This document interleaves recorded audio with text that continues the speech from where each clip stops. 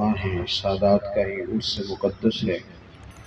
اللہ تبارک و تعالی دین کے کاموں میں اخلاص عطا فرمائے، تصنع، بناوٹ، ریاکاری، ہر چیز سے اللہ تعالی ہم سب کو محفوظ و ممنون فرمائے۔ میں کچھ دنوں سے پٹھوں کی کھچاؤ کا شکار ہوں، مسلسل کئی دنوں تک سفر کرتا رہا تو یہ کچھ تھوڑی تکلیف ہو گئی ہے۔ وعدے جب کر لیے جاتے ہیں تو درد ایک ایسی چیز ہے جو دکھائی نہیں جا سکتی، خالی بتائی جا سکتی ہے۔ اس لیے میں حاضر ہو گیا تھا کہ آج 2-4 جگہوں پہ میرا وعدہ ہے وہ میں حاضری دے لوں گا۔ اللہ تبارک و تعالی قبولیت کا درجہ عطا فرمائے، اور اللہ تعالیٰ کوئی مشن والی، کوئی خلوص والی، کوئی کام والی زندگی عطا فرمائے۔ قرآن حکیم نے ہمیں یہ حکم ارشاد فرمایا ہے کہ اے ایمان والو، اللہ سے ڈرو اور سچوں کی سنگت اختیار کرو۔ یا ایھا الذین آمنوا اتقوا اللہ وکونوا مع الصادقین، اللہ سے ڈرو اور سچوں کی سنگت اختیار کرو۔ میرے بھائی، اس امت میں نبی پاک صلی اللہ تعالی علیہ وسلم کے بعد نبی کوئی نہیں آئے گا، لیکن اس امت کا یہ اعزاز ہے کہ ولی قیامت تک اس امت میں موجود رہیں گے۔ لیکن ولی کا مطلب یہ نہیں ہے کہ جس کی تعریف اس کے مرید کر دیں، جس کی تعریف اس کے بیٹے کر دیں، جس کی تعریف اس کے عقیدت مند کر دیں، جس کی تعریف کو 10-15 لوگ کر دیں، یا میری طرح جو پگڑی بڑی باندھ لے، جو بادشاہ پہن لے ولی ہو جاتا ہے۔ ولی کا معنی ہے دوست، اولیاء اللہ، اللہ کے دوست۔ سب سے پہلے تو یہ سمجھ لیں کہ ولی کی ترجیح اللہ رسول ہوتے ہیں، بندے نہیں۔ اولیاء اللہ میں تو ایک جماعت گزری ہے جن کو ملامتی کہا جاتا ہے۔ داتا صاحب رحمۃ اللہ علیہ نے باقاعدہ باب باندھا ہے کشف المعدوم میں۔ وہ تو کام اس طرح کے کرتے تھے کہ مخلوق ان کو برا سمجھے، ان سے دور رہے۔ یہ جو چکر ہے نا کہ لوگ کس طرح قابو کیے جا سکتے ہیں اور کس انداز میں بندے گھیرے جا سکتے ہیں، یہ تو سرے سے مزاج ہی نہیں اولیاء کا۔ وہ تو مخلوق کے ساتھ صرف اتنا تعلق رکھنا چاہتے ہیں کہ وہ انہیں دین بتا دیں، جو پیغام ان کے ذمے ہے وہ آگے پہنچا دیں۔ اس سے زیادہ کوئی ان کا دنیا کے ساتھ کوئی تعلق۔ قرآن مجید دیکھیے نا، اللہ فرماتا ہے یجاہدون فی سبیل اللہ، اللہ کے بندے اللہ کے راستے میں جہاد کرتے ہیں۔ آپ کی توجہ نہیں ہو رہی میری بات۔ اصل میں وہ جب سے مصیبت آئی ہے نا لائیو چلانے کی اور چینل بنانے کی، تو یہی کام رہ گیا، باقی سارے ختم ہو گئے۔ آپ ضرور بنائیں، پر 2-3 لوگ بنا لیں، باقی ان سے لے لیں۔ اب سارے آپ اسی کام میں لگ جائیں گے تو میری بات کون سنے گا؟ پھر چلو اس طرح کر لیتے کہ ایک ویڈیو بنا کے آپ کو بھیج دیتے، آپ وہ دیکھ لیتے۔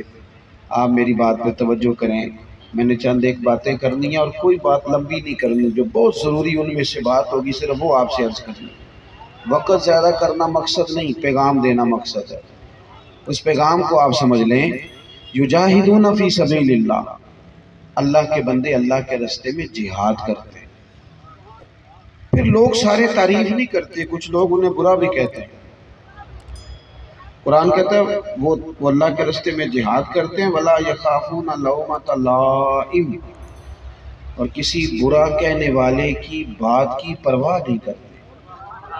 چونکہ وہ کام کر رہے ہوتے ہیں، تو جب آپ حق بات کہتے ہیں تو بہت سارے لوگوں کے مفادات پر چوٹ بھی پڑتی۔ کچھ لوگ اس سے پریشان بھی ہوتے ہیں، اور اس دور میں ہوں، یہ تو دور ہی خوش آمد کا ہے، یہ تو دور ہی تعریف کا ہے۔ یہ میلاد شریف آ رہا ہے نا خیر سے، تو اس میں کئی دفعہ میں سوچتا ہوں، غور کرتا ہوں کہ محفل میلاد مصطفیٰ بڑا لکھا ہوا ہے یا میری طرح کے مولوی کا نام بڑا لکھا ہوا ہے؟ جو چیز اصل ہے وہ کئی دفعہ چھوٹی کر دی جاتی ہے، اور فوٹو ہی فوٹو ہے، تصویر ہی تصویر ہے۔ اور پھر جناب اس میں جو خوش آمدیں ہوتی ہیں، جو تعریفیں ہوتی ہیں، ایک محفل میں گیا تو مجھے ایک لسٹ دے دی گئی کہ فلانے صاحب کی صدارت ہے، ان کا بھی نام لینا ہے، فلاں ہمارے مہمان خصوصی ہیں، سیاسی سماجی آدمی ہیں، ان کا بھی نام لینا ہے، فلاں بندہ یہاں خدمت بڑی کرتا ہے، اس کا بھی نام، وہ کارڈ کے پیچھے نام لکھ کے دے دیے۔ تو میں نے ان سے مسکرا کے کہا، میں نے کہا یار تم نے تو مجھے کہا تھا کہ نبی پاک کی تعریف کی محفل ہے، تو یہ ساری قوم کہاں سے آ گئی بھائی؟ سوائے حضور کے کرو مدح اہل دول رضا، اور پڑے نا اس بلا میں میری بلا، میں تو گدا ہوں اپنے کریم کا اور میرا دین پارا انعام۔ تو وہ کیا کرتے ہیں کہ پرواہ نہیں کرتے، اور جب وہ پرواہ نہیں کرتے تو رب کیا فرماتا ہے؟ ذالک فضل اللہ یؤتیہ من یشاء، یہ ان پر اللہ کا فضل ہے اور رب جسے چاہتا ہے اپنا فضل عطا فرماتا ہے۔ ان اللہ کے بندوں کی ترجیح اللہ رسول کی ذات ہے۔ میری بات کی سمجھ آ رہی ہے؟ یعنی وہ قوم کا رخ دیکھ کے نظریہ نہیں بناتے کہ آج کل ہوا کدھر کی ہے تو میں بھی وہ بات کر دوں۔ وہ کوئی ان کا سیاسی رنگ نہیں ہوتا کہ آج کل کون سی پارٹی زیادہ مضبوط ہے تو اس میں شامل ہو جاؤں۔ وہ قومی رنگ دیکھ کے اپنا نظریہ نہیں بدلتے، ان کا تو نظریہ اللہ رسول کو راضی کرنا ہوتا ہے۔ ترجیح ان کی رب رسول ہے، ترجیح، باقی ہر چیز ثانوی حیثیت رکھتی۔ وہ دوست ہیں پر اللہ کی۔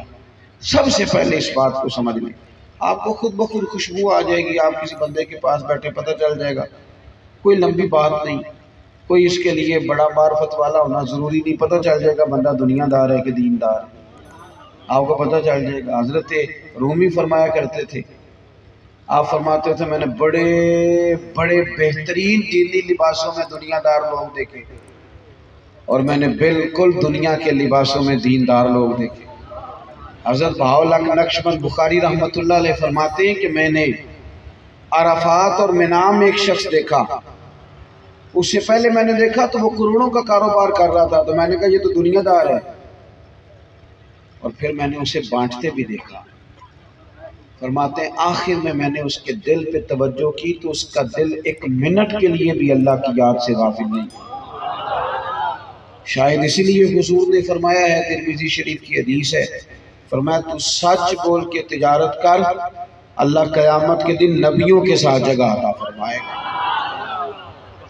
تو سب سے پہلے تو آپ اچھی طرح اس بات کو سمجھ لیں کہ اللہ کا ولی دوست کس کا ہوتا ہے؟ بولیے، اس نے بات اللہ رسول کی کرنی ہے، اس کی ترجیح رب رسول ہے، وہ ڈھونڈتا پھرتا ہے کہ رب راضی ہو جائے، اللہ راضی ہو جائے، اللہ راضی ہو۔ حضرت پیر میر علی شاہ صاحب رحمۃ اللہ تعالیٰ علیہ کے گھر میں بیٹے کی ولادت ہوئی تو خادم دوڑتا ہوا آیا، حضور مبارک ہو مبارک ہو مبارک ہو، حضور مبارک ہو مبارک۔ پیر صاحب رحمۃ اللہ علیہ کو وجد ہو گیا، اللہ اللہ اللہ کہتے کمرے سے باہر آ، خیر ہے کیا ہوا؟ عرض کی حضور اللہ نے آپ کو بیٹا دیا ہے۔ تو آپ فرمانے لگے اللہ تجھے جزا دے، تو نے اچھی خبر سنائی، یہ نعمت ہے اور وقت مقام شکر کا ہے، پر جب تو مبارک مبارک پکار رہا تھا تو میرا دل وجد کر رہا تھا کہ شاید تجھے یہ خبر مل گئی ہے کہ میر علی شاہ سے اللہ راضی ہو گیا۔ میں تو کچھ اور سوچنے لگا تھا، اس لیے کہ میرے لیے 22 مبارک وہ دن ہوگا جب مجھے یہ پتہ چلے گا کہ میرا رب مجھ سے۔ تو سب سے پہلے تو یہ یاد رکھیں کہ وہ بندہ اس کی توجہ دین ہوتی ہے، اس کی ترجیح اپنا مشن ہوتا ہے۔